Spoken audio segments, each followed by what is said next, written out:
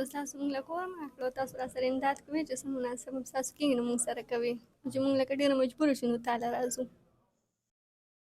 ګران کتونکو له افغان شیرپا ویلفیر فاونډیشن په دغه رمضان المبارک کې د خپل وس مطابق د بېوسه خلکو سره لګیا دي دا مور او لور چې الحمدلله دوی ته موږ کوارټر هم ورکړی، کور هم ورکړی، د کلونو راسې دلته کې راځي.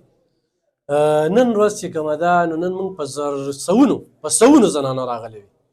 یو ناخوشګواره واقعیت دغه راغلی چې یو زنانه پکې وه لاندې دوه پرېوتل.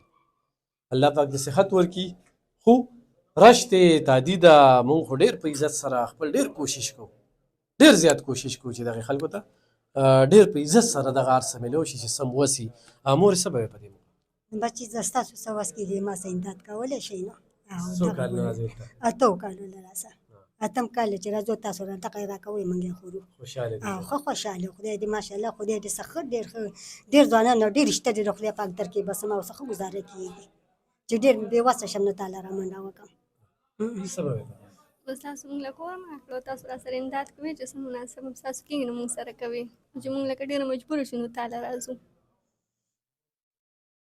نو ګرانو کتونکو تاسو تعاون کوئ نو دا مور او لور دي او د دوی مخکې موږ نمبر هم ویلو نو تعاون کولی شئ.